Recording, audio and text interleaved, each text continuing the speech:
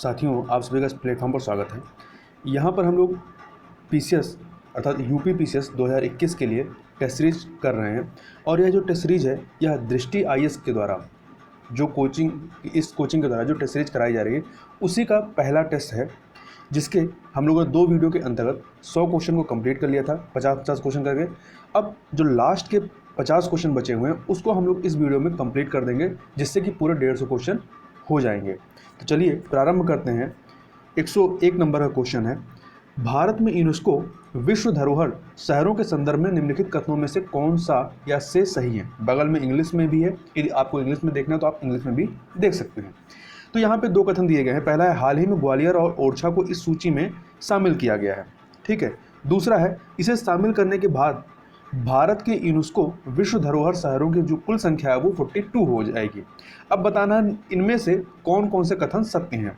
तो देखिए, इसमें से जो पहला वाला कथन है वो आपका सही है, दूसरा वाला कथन सही नहीं है। तो केवल 1 अर्थात ए ऑप्शन जो है आपका वो सही हो जाएगा।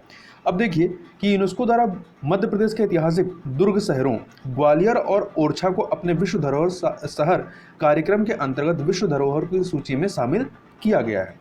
अब इससे भारत में क्या है, इन दोनों शहरों को शामिल करने के बाद भारत में यूनेस्को विश्व धरोहर शहरों की जो संख्या है वो बढ़कर के 42 नहीं बल्कि 40 हो गई है, 40 हो गई है। ठीक है। अब थोड़ा सा ग्वालियर के बारे में देखें तो ग्वालियर शहर की स्थापना 9वीं शताब्दी में हुई थी और इस पर गुज्जर प्रतिहार, तोमर, बघेल, कछवाहा और सिंधिया राजवंशों का शासन रहा है। यह बलुआ पत्थर के पठार पर स्थित है। यहाँ के प्रसिद्ध स्थलों में सूर्य मंदिर, जल विलास महल, तानसेन का स्मारक, तिघरा बांध, 15वीं सदी की गुजरी महल आदि कई ऐतिहासिक शहर या ऐतिहासिक स्थल शामिल हैं। जबकि ओरछा की बात करें तो ओरछा का अर्थ है छिपा हुआ या गुप्त महल। यह शहर अपने मंदिरों और महलों के लिए प्रसिद्ध है और यह 16वीं शताब्दी में बुंदेल साम्राज्य की राजधानी थी। यहाँ के प्रसिद्ध स्थलों में राजमहल, जहांगीर महल, राम राजा मंदिर, राय प्रवीण महल और लक्ष्मी नारायण मंदिर शामिल हैं। आगे चलते हैं, क्वेश्चन नंबर 102 को देखते हैं। मानव विकास सूचकांक 2020 में भारत को कौन सा रैंक प्रदान किया गया है या प्राप्त हुआ है। तो भारत को 131वां 131 रैंक प्रदान किया गया है और ये जो मानव विकास सूचकांक 2020 है इसको संयुक्त राष्ट्र विकास कार्यक्रम अर्थात यूएनडीपी के द्वारा जारी किया जाता है। इसमें 3 पैरामीटर होते हैं, एक स्वास्थ्य, शिक्षा का स्तर और जीवन स्तर अर्थात लाइफ स्टाइल। तो याद रखिएगा, इसमें किसी देश के सामाजिक और आर्थिक आयाम जो है वो लोगों के स्वास्थ्य, उनकी शिक्षा के स्तर और उनके जीवन स्तर पर आधारित होता है। और पहली बार 2020 में है कि ये जो संयुक्त राष्ट्र विकास कार्यक्रम है इसने ग्रही दबाव समायोजित मानव विकास सूचकांक नामक एक नया मापक पेश किया है, जो प्रत्येक देश के प्रति व्यक्ति कार्बन उत्सर्जन और उसके भौतिक पदचिन्ह अर्थात मटेरियल फुटप्रिंट के कारण होने वाले प्रभाव को प्रतिबिंबित करता है और इसके द्वारा उपभोग किए जाने वाली वस्तुओं और सेवाओं के लिए उपयोग किए जाने वाले जीवाश्म ईंधन, धातुओं और अन्य संसाधनों की मात्रा की माप करता है। तो इस प्रकार से कुल 189 देशों को इसमें रैंकिंग दी गई, जिसमें से भारत को 131 रैंक प्रदान की गई है। ठीक है। अब आगे चलते हैं, आगे देख लेते हैं। और यहाँ पे याद रखिएगा थोड़ी सी बात और कि इस सूचकांक में जो है नंबर 1 पे कौन है, तो नॉर्वे जो है इस सूचकांक में शीर्ष स्थान पर है। आगे चलते हैं, 103 नंबर क्वेश्चन कि निम्नलिखित में से कौन सा या से जो व्यय हैं, एक्सपेंडिचर हैं, वो भारत के संचित निधि पर भारित होता है या होते हैं, जो कंसोलिडेटेड फंड होता है उस पर भारित होते हैं। पहला है राष्ट्रपति और उपराष्ट्रपति के वेतन एवं भत्ते, दूसरा है उच्चतम न्यायालय एवं उच्च न्यायालय के न्यायाधीशों के वेतन, भत्ते एवं पेंशन। तो देखिए, जो पहला वाला है वो पूरी तरीके से सही है, राष्ट्रपति उपराष्ट्रपति के वेतन और भत्ते इस पे संचित निधि पर भारित होते हैं। जबकि जो दूसरा वाला है उच्चतम न्यायालय के वेतन, भत्ते व पेंशन तो होते हैं, पर जो उच्च न्यायालय के जो न्यायाधीश होते हैं उनके वेतन जो होते हैं, वेतन और भत्ते, वो जो राज्य की संचित निधि होती है उस पर भारित होते हैं, जबकि उनका जो पेंशन होता है वो भारत के संचित निधि पर भारित होता है। और भारत की संचित निधि पर भारित होने का तात्पर्य क्या है कि संसद द्वारा इन व्ययों पर मतदान नहीं होता है, हालांकि इन पर सदन में चर्चा की जा सकती है। ठीक है। आगे चलते हैं, क्वेश्चन नंबर 104 महारानी विक्टोरिया ने किस वायसराय के कार्यकाल के दौरान कैसरे हिंद की उपाधि धारण की थी। तो इसका सही उत्तर है लॉर्ड लिटन। लॉर्ड लिटन के काल में, लॉर्ड लिटन का जो काल रहता है वो 1876 से लेकर के 1880 तक रहता है। ठीक है। तो इसी दौरान अर्थात महारानी विक्टोरिया ने शाही उपाधि अधिनियम 1876 के तहत कैसरे हिंद या भारत की महारानी की उपाधि धारण की थी। इस समय भारत का वायसराय लॉर्ड लिटन था। आगे चलते हैं, क्वेश्चन नंबर 105, निम्नलिखित युग्मों में से कौन सा सही सुमेलित नहीं है। तो आप इसमें चारों देखें तो इसमें जो पिट्स इंडिया एक्ट 1773 है ये तब का नहीं है। जो पिट्स इंडिया एक्ट है वो 1784 का है, 1784 का है। 73 का क्या है, रेगुलेटिंग एक्ट है, ठीक है। 1773 का रेगुलेटिंग एक्ट होता है। तो जो पिट्स इंडिया एक्ट है 1784, इसको ईस्ट इंडिया कंपनी एक्ट 1784 भी कहा जाता है, जिसे ब्रिटिश संसद ने 1773 के रेगुलेटिंग एक्ट की कमियों को दूर करने के लिए पारित किया था, ठीक है। इस अधिनियम के परिणामस्वरूप भारत में ब्रिटिश क्षेत्रों पर ब्रिटिश सरकार एवं कंपनी का दोहरा नियंत्रण स्थापित हो गया था। यह अधिनियम वर्ष 1858 तक प्रभावी रहता है। इस अधिनियम का नाम ब्रिटेन के तत्कालीन युवा प्रधानमंत्री विलियम पिट के नाम पर रखा गया था। आगे चलते हैं 106 नंबर क्वेश्चन, निम्नलिखित में से कौन मुख्य प्रायद्वीपीय पठार से मेघालय पठार को अलग करता है। तो आप चारों ऑप्शन देखिए, इसमें जो सही उत्तर है वो आपका है मालदा जो गैप है, मालदा गैप, ये अलग करता है प्रायद्वीपीय पठार से मेघालय को। तो देखिए भारत का प्रायद्वीपीय पठार राजमहल पहाड़ियों से लेकर उत्तर पूर्व में फैला हुआ है और मेघालय या शिलांग पठार के रूप में एक आयताकार ब्लॉक का निर्माण करता है। इस पठार को प्रायद्वीपीय पठार के मुख्य खंड से अलग किया जाता है, जिसे गारो राजमहल गैप या मालदा गैप के रूप में जाना जाता है। इस गैप का निर्माण निम्न भ्रंशन द्वारा किया गया था, जिसे बाद में गंगा द्वारा तलछट से भर दिया गया। आगे चलते 107 नंबर क्वेश्चन, नीचे कथन और कारण वाले क्वेश्चन है। तो कथन इसमें है कि राष्ट्रीय बाघ संरक्षण प्राधिकरण पर्यावरण वन एवं जलवायु परिवर्तन मंत्रालय के तहत एक सांविधिक निकाय है। दूसरा, इसे वन्यजीव संरक्षण अधिनियम 1972 के प्रावधानों के अंतर्गत गठित किया गया है।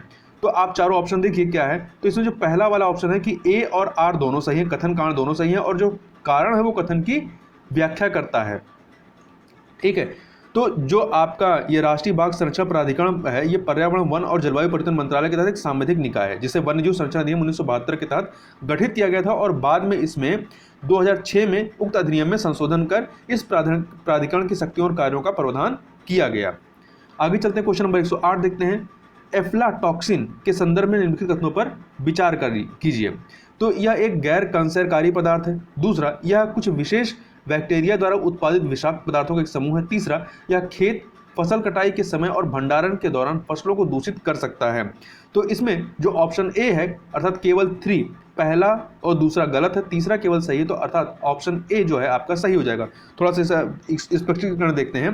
तो एफ्लाटॉक्सिन जो है एक प्राकृतिक कैंसरकारी तत्व है। लिखा क्या है, गैर कैंसरकारी। तो ये एक प्राकृतिक कैंसरकारी तत्व है जो लीवर कैंसर के बढ़ते जोखिम से संबंधित है।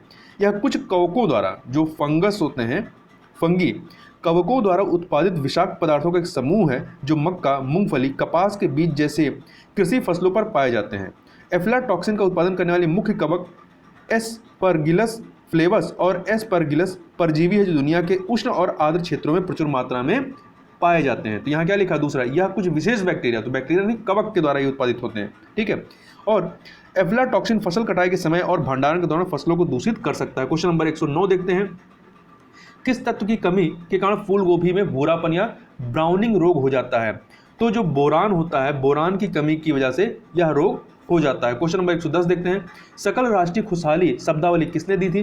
तो यह भूटान के चौथे राजा जिंगमे सिंगे वांगचुक के द्वारा यह जो है शब्दावली दी गई थी। कब दी गई थी, 1972 में, जब उन्होंने घरेलू उत्पाद की तुलना में सकल राष्ट्रीय खुशहाली को अधिक महत्वपूर्ण घोषित किया था। क्वेश्चन नंबर 111 देखते हैं। भारत में किस तिथि को सुशासन दिवस मनाया जाता है। तो 25 दिसंबर को यह दिवस जो है पूर्व प्रधानमंत्री और भारत रत्न प्राप्त अटल बिहारी वाजपेयी की जयंती के रूप में मनाया जाता है और यह 2014 से इसे सुशासन दिवस के रूप में मनाया जा रहा है और सुशासन दिवस को सरकार के लिए कार्य दिवस घोषित किया गया, मतलब इसमें छुट्टी नहीं रहती है। 112 नंबर क्वेश्चन देखते हैं। 42वें संविधान संशोधन अधिनियम 1976 के द्वारा मौलिक कर्तव्यों को संविधान में शामिल किया गया, ठीक है। दूसरा, मौलिक कर्तव्य विधि द्वारा परिवर्तनीय नहीं है। तीसरा, मौलिक कर्तव्य केवल नागरिकों तक ही सीमित है और विदेशियों को उपलब्ध नहीं है। तो देखिए, जो इसमें जो पहला कथन है वो पूरी तरीके से सही है, तीसरा कथन भी सही है। जो दूसरा कथन है कि मौलिक कर्तव्य विधि द्वारा परिवर्तनीय नहीं है, ये गलत है, ठीक है। तो देखिए 1976, तो इस प्रकार से 1 और 3 सही है, तो आपका जो बी वाला ऑप्शन है वो सही हो जाएगा। 1976 के 42वें संवैधानिक संशोधन अधिनियम के द्वारा भाग 4A में अनुच्छेद 51A जोड़ा गया, जिसमें 10 मौलिक कर्तव्य शामिल थे। 11वां मौलिक कर्तव्य को 86वें संवैधानिक संशोधन अधिनियम 2002 के द्वारा जोड़ा गया। अब कुल 11 कर्तव्य हैं। संविधान न्यायालयों के द्वारा मौलिक कर्तव्यों के प्रत्यक्ष प्रवर्तन का प्रावधान नहीं करता है, हालांकि ये विधि द्वारा परिवर्तनीय हैं, क्योंकि संसद उन्हें उपयुक्त विधि द्वारा लागू करने के लिए स्वतंत्र है। और तीसरी बात, मौलिक कर्तव्य केवल भारतीय नागरिकों तक ही सीमित है और ये विदेशियों को उपलब्ध नहीं है। क्वेश्चन नंबर 113 देखते हैं। कथन कारण वाला क्वेश्चन है। कथन है कि भारत में लगभग 2 वर्षों तक युद्ध अभियानों के बाद महान यूनानी आक्रमणकारी सिकंदर 325 ईसा पूर्व में यहां से चला गया, कारण उसे पोरस शासक ने पराजित किया था। तो देखिए दूसरा वाला जो कथन है पोरस शासक ने पराजित किया, ये बिल्कुल गलत है। तो केवल एक ए सही है, कथन सही है, अर्थात सी वाला ऑप्शन आपका सत्य हो जाएगा। 327 ईसा पूर्व में हखामनी साम्राज्य को पराजित करने के पश्चात सिकंदर ने एक विशाल सेना के साथ अपने भारतीय शासन की शुरुआत की। 2 वर्ष बाद 325 ईसा पूर्व में वह ग्रीस लौट गया। सिकंदर महान ने 326 ईसा पूर्व में भारत के सीमावर्ती राज्यों पर हमला किया था। उसने भारतीय राजा पुरुषोत्तम, जिसे ग्रीक ग्रंथों में पोरस के रूप में जाना जाता है, जिसे पुरु भी कहा जाता है, राजा पुरु भी कहा जाता है, के साथ झेलम नदी, जिसे ग्रीक इतिहासकार हिद्दास्पस के नाम से जानते हैं, तो झेलम नदी के तट पर एक निर्णायक युद्ध लड़ा था और इस युद्ध में ग्रीक विजयी हुए और पोरस पराजित हुआ था। क्वेश्चन नंबर 114 देखते हैं। निम्नलिखित भारतीय राज्यों को उनके कोयला भंडारण के संदर्भ में घटते क्रम में व्यवस्थित करना है। तो आप देखिए सबसे ज़्यादा कोयला भंडार कहाँ पे है? झारखंड में, फिर उड़ीसा, फिर छत्तीसगढ़। तो देखिए कोयला भंडार के जो शीर्ष 5 राज्य हैं उसमें नंबर 1 पे झारखंड, दूसरे पे उड़ीसा है, तीसरे पे छत्तीसगढ़ है, चौथे पे पश्चिम बंगाल है और 5वें पे मध्य प्रदेश है। क्वेश्चन नंबर 115 देखते हैं। तुर्की निम्नलिखित में से किन जल निकायों के मध्य अवस्थित है? तो जो तुर्की है वो आपका भूमध्य सागर और काला सागर के मध्य स्थित है। इसे आप मैप में एक बार देख सकते हैं। आगे चलते क्वेश्चन नंबर 16। DEJFA के नाम से जानी जाने वाली साइबर सुरक्षा परियोजना किस देश से संबंधित है? तो यह ईरान से संबंधित है। किस देश से? ईरान से। इसे डिजिटल किलाबंदी या डिजिटल फोर्ट्रेस के नाम से भी जानते हैं। यह ईरान की एक साइबर सुरक्षा परियोजना है जिसका उद्देश्य नागरिकों की गोपनीयता की रक्षा करना है, बुनियादी ढांचे पर साइबर हमले को रोकना, डिजिटल सेवाओं को बनाए रखने में सहायता करना। इस प्रकार से इसके कई सारे कार्य हैं। इस परियोजना का अनावरण मई 2019 में किया गया था। चूंकि लगातार जो है समाचारों में ईरान पे रहता गंभीर रूप से डिस्ट्रीब्यूटेड डेनियल ऑफ सर्विस हमलों एवं अन्य साइबर हमलों का सामना करता है ईरान, तो इस वजह से यह इसके बारे में हमें जानना चाहिए। क्वेश्चन नंबर 117 देखते हैं। आयुषियन के अनुसार एक प्रजाति को विलुप्त माना जाता है यदि वह अपने प्राकृतिक आवास में नहीं देखा गया है। तो 4 ऑप्शन देखिए, इनमें से कोई नहीं, डी वाला ऑप्शन सही हो जाएगा। देखिए वर्ष 1994 से पहले आयुषियन का मानना था कि एक प्रजाति को तभी विलुप्त माना जाएगा यदि वह पिछले 50 वर्षों के दौरान जंगल में न देखी गई हो। हालांकि वर्ष 1994 के बाद की अपनी सिफारिश में आयुषियन ने 50 साल के नियम को निरस्त कर दिया और विलुप्त श्रेणी एक्सटिंक्ट श्रेणी को जब किसी प्रकार का संदेह न रह जाए तो किसी प्रजाति का किसी प्रजाति का अंतिम जीव भी समाप्त हो गया तब उसे विलुप्त की श्रेणी में रख दिया जाता है या उस रूप में परिभाषित किया जाता है। क्वेश्चन नंबर 118 देखते हैं। भौतिक का प्रथम नोबेल पुरस्कार किसे दिया गया था? तो विल्हेम रॉन्टजेन को दिया गया था। किसे दिया गया था? विल्हेम रॉन्टजेन को वर्ष 1901 में दिया गया था। भौतिकी का ये पुरस्कार था। इनको एक्स विकिरण की खोज के लिए यह पुरस्कार दिया गया था। क्वेश्चन नंबर 119 देखते हैं। निम्नलिखित में से कौन सा बहुआयामी निर्धनता सूचकांक MPI के संकेतकों में से एक नहीं है? तो देखिए बाल मृत्यु दर है, विद्यालय में उपस्थिति है, स्वच्छता, परंतु इंटरनेट कनेक्शन इसके अंतर्गत नहीं आता है।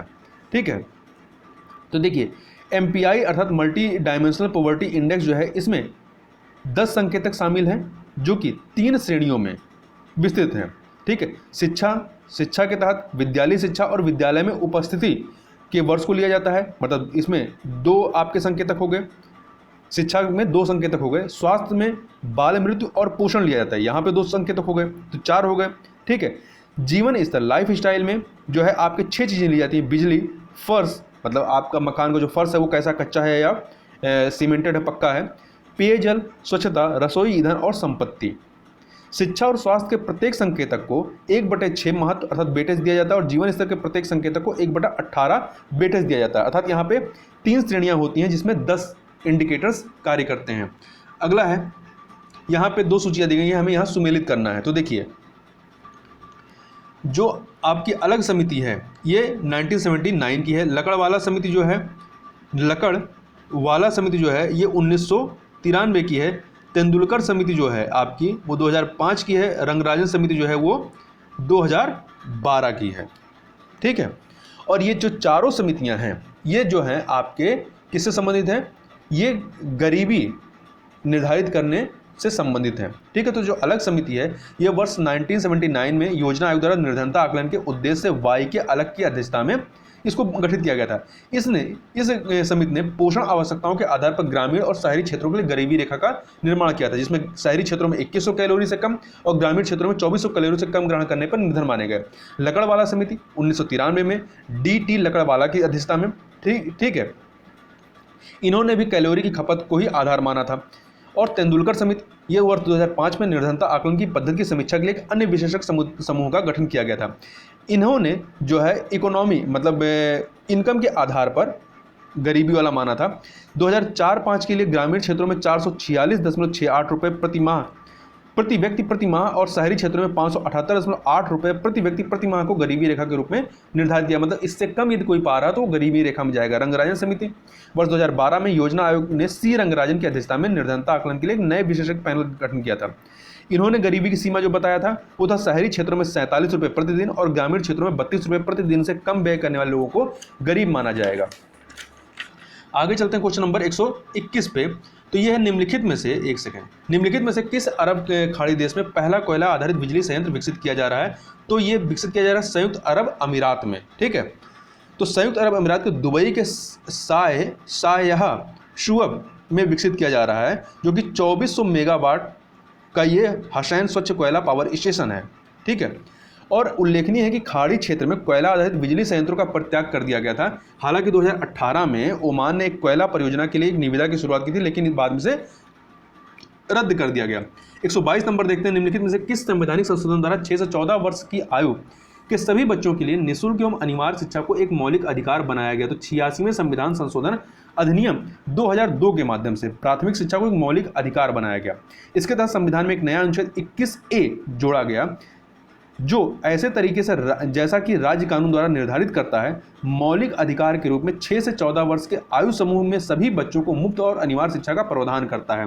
क्वेश्चन नंबर 123 देखते हैं, निम्नलिखित यहाँ पे दो कथन है, कथन कारण वाला, इसको हमें देखना है। कथन है, भारत में एक संघीय व्यवस्था का उद्देश्य प्रभावी सामूहिक कार्रवाई द्वारा राजनीतिक संस्कृतियों एवं पहचान की एकता एवं विविधता के साथ स्वतंत्रता का सामंजस्य स्थापित करना है। कारण है कि भारत ने राष्ट्र के निर्माण के बहुलवादी मॉडल का विकल्प चुना। मतलब जो कथन है उसका कारण यही है जो लिखा गया। तो मतलब यहाँ पे कथन कारण दोनों सही है और जो है कारण जो है वो कथन की व्याख्या कर रहा है। तो ए ऑप्शन आपका सही हो जाएगा। देखिए थोड़ा सा इसको देख लेते हैं। संघवाद संगठक इकाइयों एवं लोक संस्थानों के मध्य शक्तियों को विभाजित करने का संघीय सिद्धांत है। एकात्मक राष्ट्र के विपरीत संघीय राजनीतिक व्यवस्था में संप्रभुता कम से कम दो स्तरों के बीच प्रायः संवैधानिक रूप से विकेंद्रीकृत होती है, ताकि प्रत्येक स्तर पर इकाइयों का जो अंतिम प्राधिकार हो, मतलब प्रत्येक स्तर पर इकाइयों का अंतिम प्राधिकार हो, जैसे केंद्र और राज्य, और एक सीमित क्षेत्र में उनका स्वशासन हो। नीति निर्माताओं ने दो मुख्य कारणों से देश के बृहद आकार एवं इनकी सामाजिक सांस्कृतिक विविधता के कारण संघीय प्रणाली को अपनाया। संघीय प्रणाली न केवल देश में कुशल प्रशासन सुनिश्चित करती है, बल्कि क्षेत्रीय स्वायत्तता के साथ राष्ट्रीय एकता को भी संबद्ध करती है। यह दर्शाता है कि राष्ट्र निर्माण का एक बहुलवादी मॉडल संभव है।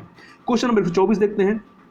यहाँ पे दो सूचियां हैं, हमें मिलान करना है। तो देखिए रविदास जो थे, रविदास मोची थे, अर्थात दो से मिला दीजिए। जो सेना थे ये नाई, नामदेव जो थे ये दर्जी थे और कबीर जुलाहा थे। कबीर जो है वो जुलाहा थे। इस प्रकार से जो बी है 2143 ये आपका सही हो जाएगा। क्वेश्चन नंबर 125 देखते हैं। फिर कथन कारण वाला क्वेश्चन है। यहाँ पर कथन है कि सामान्य तौर पर वायुमंडल में आर्द्रता की मात्रा के लिए अक्षांश एक निर्धारक है, कारण तापमान के कारण ही आर्द्रता जल वाष्प के रूप में बनी रहती है। तो दोनों ही सही हैं और जो कारण है वो कथन की व्याख्या कर रहा है। ए ऑप्शन आपका जो है वो सही हो जाएगा। ठीक है, तो थोड़ा सा देखते हैं। विशिष्ट आर्द्रता मुख्य रूप से अक्षांश के अनुसार भिन्न भिन्न होती है। भूमध्य रेखा के समीप के क्षेत्रों में उत्तर और दक्षिण अर्थात ध्रुवों की ओर की क्षेत्रों की तुलना में बहुत अधिक विशिष्ट आर्द्रता होती है। भूमध्य रेखा पर आर्द्रता की मात्रा जो है वो अक्षांश में जैसे जैसे अक्षांश बढ़ता है उसमें वृद्धि के साथ ये कम होती जाती है। अर्थात उष्णकटिबंधीय क्षेत्र में आर्द्रता 2.6% होती है, 50 डिग्री अक्षांश पर 0.9% होती है और 70 डिग्री अक्षांश पर यह केवल 0.2% होती है। जैसे ही वायु का तापमान बढ़ता है वायु अधिक जल अणुओं को ग्रहण करती है। इस प्रकार इसकी विशिष्ट आर्द्रता तो बढ़ जाती है, परंतु उसी के सापेक्ष जो सापेक्ष आर्द्रता होती है वो कम हो जाती है। मतलब तापमान जब बढ़ेगा तो वायु का विशिष्ट आर्द्रता बढ़ती है परंतु उसकी सापेक्ष आर्द्रता कम होती है। इस प्रकार उच्च विशिष्ट आर्द्रता का एक बेल्ट भूमध्य रेखा के पास होता है और जैसे जैसे हम ध्रुवों की ओर बढ़ते हैं इसमें कमी आती जाती है। वायुमंडल में भू सतह से 5 किलोमीटर ऊंचाई तक 90% नमी होती है, आर्द्रता पाई जाती है। आगे चलते हैं, क्वेश्चन नंबर 126 देखते हैं, निम्नलिखित में से कौन सा युग्म सुमेलित नहीं है? तो देखिए ग्रेट इंडियन बस्टर्ड, ये गंभीर संकटग्रस्त कैटेगरी में आता है, क्रिटिकली इंडेंजर्ड में। जो ग्रेटर फ्लेमिंगोस है ये सुबोध श्रेणी में नहीं आते हैं अर्थात वल्नरेबल श्रेणी में नहीं आते, बल्कि कम चिंतनीय अर्थात लिस्ट कंसर्न श्रेणी के अंतर्गत आते हैं। ठीक है, तो ये चीज़ याद रखिएगा। जो ग्रेट फ्लेमिंगोस होते हैं ये उथली खारी झीलों में रहना पसंद करते हैं और घोंसलेदार शिकार के लिए मड फ्लैट्स या दलदली भूमियों साल्ट पैन का उपयोग करते हैं। हाल ही में इन्हें 25 साल के अंतराल के बाद कोरिंगा वन्यजीव अभयारण्य के होप द्वीप पर देखा गया है।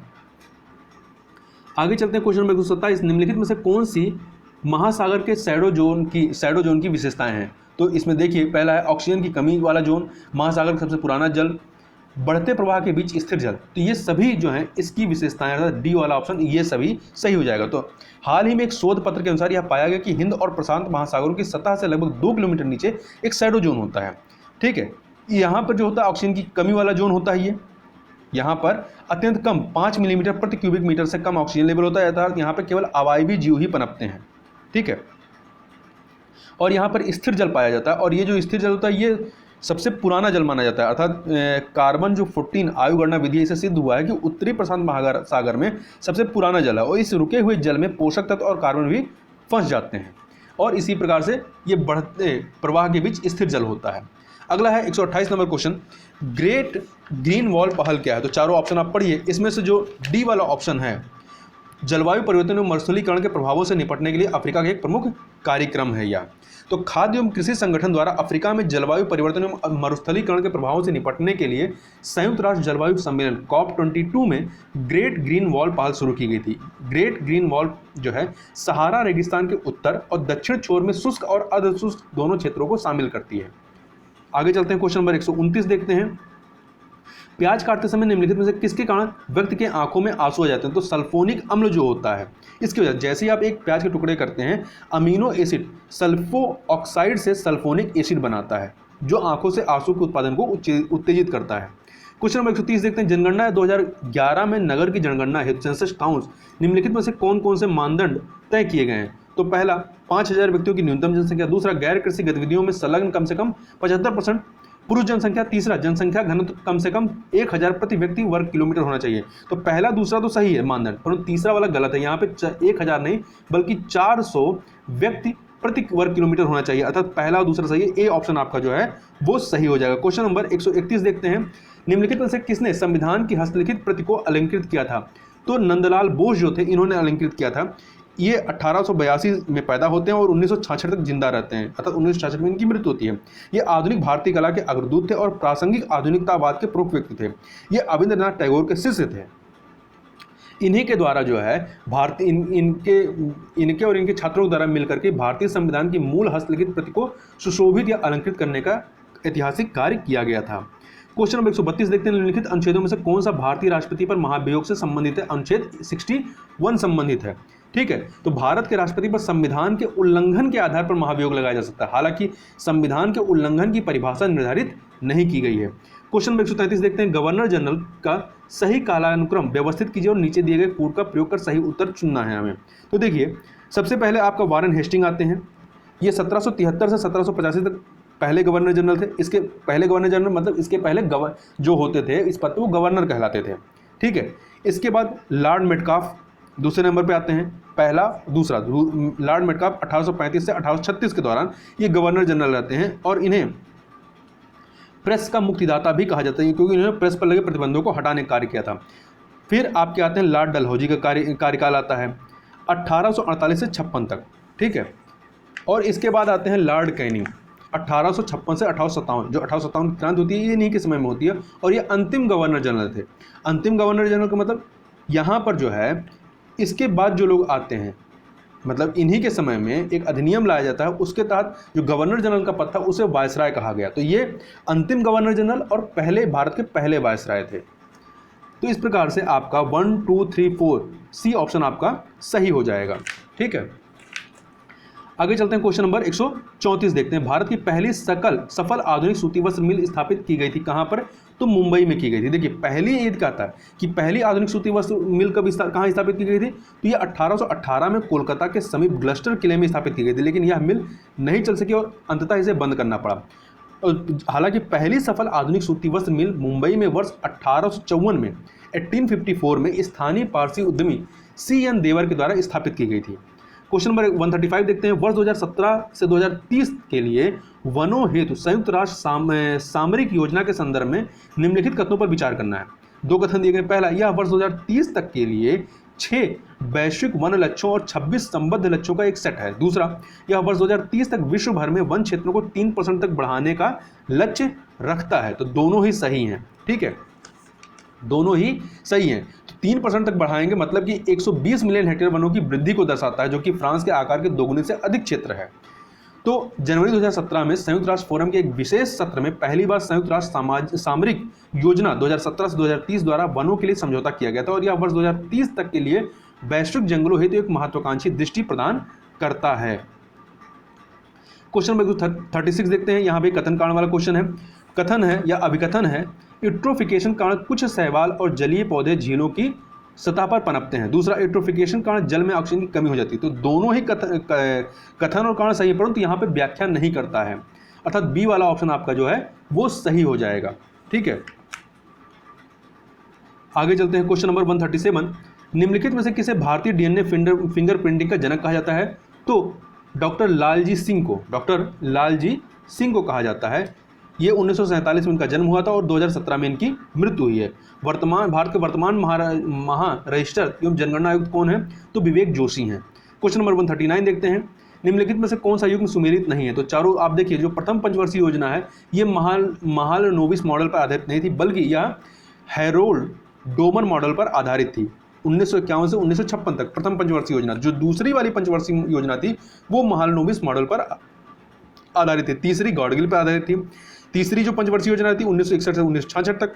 नौवीं पंचवर्षीय योजना 1997 से 2002 तक, और 12वीं पंचवर्षीय योजना 2012 से 2017। 140 नंबर क्वेश्चन देखते हैं। निम्नलिखित में से कौन सा देश पुरुष हॉकी विश्व कप 2023 की मेजबानी करेगा? तो भारत के द्वारा मेजबानी की जाएगी, और यह लगातार दूसरी बार है कि जो भारत को इसकी मेजबानी मिली है, और उड़ीसा ही दूसरी बार भी मेजबानी करेगा 2023 में। इससे पहले पुरुषों के हॉकी विश्व कप 2018 की मेजबानी भी उड़ीसा के द्वारा की गई थी, और यह जो हॉकी विश्व कप है ये 15वें इसका हॉकी विश्व कप का 15वां संस्करण होगा। ठीक है, और इस टूर्नामेंट की शुरुआत कब हुई थी? 1971 से हुई थी। 141 नंबर क्वेश्चन देखते हैं। संविधान की व्याख्या से संबंधित मामलों की सुनवाई के लिए निर्मित पीठ में आवश्यक सदस्यों की न्यूनतम संख्या कितनी होती है? 5 या 5 से अधिक होती है। तो देखिए, सर्वोच्च न्यायालय में अधिकांशतः मामलों की सुनवाई एक डिवीजन बेंच के द्वारा की जाती है, जिसमें 2 या 3 न्यायाधीश होते हैं। हालांकि एक संविधान पीठ में कम से कम 5 या उससे अधिक न्यायाधीश शामिल होते हैं। संविधान पीठ के प्रावधान अनुच्छेद 145 में उल्लिखित किए गए हैं।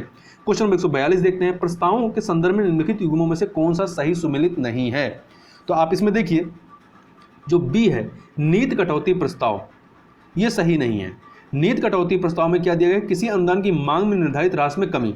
बल्कि नीति कटौती प्रस्ताव में क्या होता है कि यह मांग की अंतर्निहित नीति के प्रति असंतुष्टि को दर्शाता है। यह कहता है कि अनुदान की राशि को घटाकर 1 रुपया कर दिया जाए। इसके तहत सदस्य एक वैकल्पिक नीति भी प्रस्तुत कर सकते हैं। जबकि जो ये है कि किसी अनुदान की मांग में निर्धारित राशि में कमी, ये आर्थिक कटौती प्रस्ताव कहलाता है। ठीक है, जिसमें एक मांग की राशि को एक निश्चित सीमा तक कम कर दिया जाता है। क्वेश्चन नंबर 143 देखते हैं। अपनी फांसी से पूर्व इन्होंने पीने हेतु दिए गए दूध को अस्वीकार कर दिया और कहा, नहीं, अब मैं केवल अपनी माँ का दूध पीऊंगा। और इन्होंने सरफरोशी की तमन्ना हमारे दिल में पंक्तियां लिखी थी। किसके लिए है? तो ये है रामप्रसाद बिस्मिल के लिए। रामप्रसाद बिस्मिल के लिए, जिन्हें काकोरी षड्यंत्र के लिए मृत्युदंड दिया गया था और इन्हें गोरखपुर में फांसी पर लटकाया गया था। ठीक है, गोरखपुर में इनको फांसी पर लटकाया गया था 1927 में। आगे चलते हैं। 144 नंबर क्वेश्चन। कांग्रेस अधिवेशनों के संदर्भ में निम्नलिखित कथनों में से कौन सा या से सही है? तो देखिए, पहला है वर्ष 1905 में कांग्रेस के बनारस अधिवेशन की अध्यक्षता फिरोज शाह मेहता ने की थी। दूसरा, वर्ष 1906 के कलकत्ता कांग्रेस अधिवेशन की अध्यक्षता दादा भाई नौरोजी ने की थी। तो पहला वाला कथन है वो गलत है, जबकि दूसरा सही, अर्थात केवल 2 अर्थात बी ऑप्शन आपका सही हो जाएगा। जो 1905 का कांग्रेस के बनारस अधिवेशन था, इसकी अध्यक्षता गोपाल कृष्ण गोखले ने की थी और वह महात्मा गांधी के राजनीतिक गुरु थे। और उसी वर्ष 1905 में भी गोखले के द्वारा सर्वेंट्स ऑफ इंडिया सोसाइटी की स्थापना की गई थी और 1906 में दादा भाई नौरोजी ने अध्यक्षता की थी। और इसी अधिवेशन में कांग्रेस ने भारतीय लोगों के लक्ष्य के रूप में स्वराज को अपनाया था। यहाँ पे स्वराज का तात्पर्य भारत में स्वशासित ब्रिटिश उपनिवेश से था, पूर्ण स्वतंत्रता से नहीं था। क्वेश्चन नंबर 145 देखते हैं, निम्नलिखित कथनों में से कौन सा सही नहीं है। तो इसमें बताना कौन सा सही नहीं है। तो देखिए इनमें से कोई नहीं, अर्थात कौन सा सही नहीं है, तो डी वाला ऑप्शन जो है वो आपका सही हो जाएगा। ठीक है, मतलब ऊपर के जो तीनों हैं वो तीनों के तीनों सही हैं। 146 देख लेते हैं, अलकनंदा और भागीरथी नदी कहाँ मिलती हैं। तो ये जो है आपका देवप्रयाग में मिलती हैं। कहाँ पे? देवप्रयाग में। तो देवप्रयाग जो है पंच प्रयाग हैं, 5 जगह पे इनका मिलन होता है।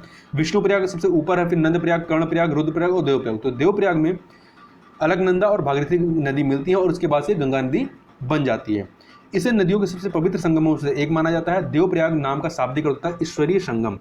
क्वेश्चन नंबर 147 देख लेते हैं, निम्नलिखित में से कौन सी रामसर साइट उत्तर प्रदेश में स्थित है। तो 5 दी गई हैं। तो इसमें देखिए सांडी पक्षी अभ्यारण्य बिल्कुल है, सरसई नावर वेटलैंड ये भी है, ऊपरी गंगा नदी बज्रघाट से नरोरा विस्तार ये भी है, नवाबगंज पक्षी अभ्यारण्य ये भी है। परंतु रुद्रसागर जो झील है ये यूपी में नहीं त्रिपुरा में है। तो इस प्रकार से आप देखें जो सी ऑप्शन है 1, 3, 4, 5 ये सही हो जाएगा। देखिए अभी हाल ही में जो है 7 जो है यूपी में 7 नए रामसर स्थल जोड़े गए। पहले 1 था, अब यूपी में कितने हो गए? 8 हो गए, 7 नए जोड़े गए और भारत में कुल 42 हो गए हैं। तो जो 7 जोड़े गए उनके नाम एक बार देख लीजिए। ऊपरी गंगा नदी बज्रघाट से नरोरा विस्तार, नवाबगंज पक्षी अभ्यारण्य उन्नाव का, पार्वती अर्घ पक्षी अभ्यारण्य गोंडा का, समन पक्षी अभ्यारण्य मैनपुरी, समसपुर पक्षी अभ्यारण्य रायबरेली, सांडी पक्षी अभ्यारण्य हरदोई, सरसई नवर वेटलैंड इटावा, सूर सरोवर या कीठम झील आगरा। आगे चलते हैं 148 देख लेते हैं, निम्नलिखित में से कौन सा युग्म सुमेलित है। तो देखिए इसमें कुछ रिपोर्ट दिया गया और बताना है कि कौन सा किसके द्वारा जारी किया जाता है। तो जो उत्सर्जन गैस रिपोर्ट है इसे संयुक्त राष्ट्र पर्यावरण कार्यक्रम अर्थात UNEP के द्वारा जारी किया जाता है। जबकि लिविंग प्लैनेट में तो अर्थात ए वाला ऑप्शन सही है। जबकि लिविंग प्लैनेट रिपोर्ट जो है इसे WWF अर्थात वर्ल्ड वाइड फंड के द्वारा जारी किया जाता है। वैश्विक पर्यावरण परिदृश्य जो है ये यूनेप अर्थात संयुक्त राष्ट्र पर्यावरण कार्यक्रम के द्वारा जारी किया जाता है। जबकि वैश्विक जलवायु रिपोर्ट जो है इसे ग्रीन अर्थ सोसाइटी के द्वारा जारी किया जाता है। 149 नंबर क्वेश्चन देखते हैं, कथन कारण वाला कथन है कि केंद्रक को कोशिकाओं के ऊर्जागृह के रूप में माना जाता है। दूसरा कारण जो है कोशिका में उत्पादित ऊर्जा मुद्रा को NTP के रूप में संदर्भित किया जाता है। तो देखिए पहला वाला कथन ही गलत है, क्योंकि केंद्र जो माइटोकॉन्ड्रिया होता है उसको कोशिका के ऊर्जागृह के रूप में जाना जाता है। ठीक है, तो आपका जो डी वाला है वो सही हो जाएगा। क्वेश्चन नंबर 150 देखते हैं, निम्नलिखित में से कौन सा एक लेवनिंग एजेंट है। तो देखिए इसमें जो है सही जो है बेकिंग सोडा है। देखिए लेवनिंग एजेंट जो होता है ऐसे पदार्थ होते हैं जो गैसों की निर्मुक्ति मतलब मुक्त करके कुछ पदार्थों में विस्तार करते हैं, परिणाम स्वरूप छिद्रित संरचना वाले पके हुए उत्पाद बनते हैं। ठीक है, जैसे ढोकला आपने देखा होगा, ढोकला में क्या होता है, पोर दिखाई पड़ते हैं ना, तो वो पोर क्या होता है, क्योंकि उसमें क्या डाला जाता है, बेकिंग बेकिंग सोडा डाला जाता है। तो ऐसे एजेंटों में वायु है, वाष्प है, खमीर है, बेकिंग पाउडर और बेकिंग सोडा ये आपके लेवनिंग एजेंट होते हैं। खाना पकाने से पहले खाद्य पदार्थों में बेकिंग सोडा मिलाने से कार्बन डाइऑक्साइड निर्मुक्त होती है, जिसके कारण खाद्य पदार्थ का और अधिक प्रसार या विस्तार हो जाता है। तो इस प्रकार से यहाँ पर ये पूरे 150 क्वेश्चन कंप्लीट हो गए, अर्थात इस वीडियो में हमने 50 क्वेश्चन को कंप्लीट किया। तो इस वीडियो में बस इतना ही, मिलते हैं नेक्स्ट वीडियो में, तब तक के लिए बहुत बहुत धन्यवाद।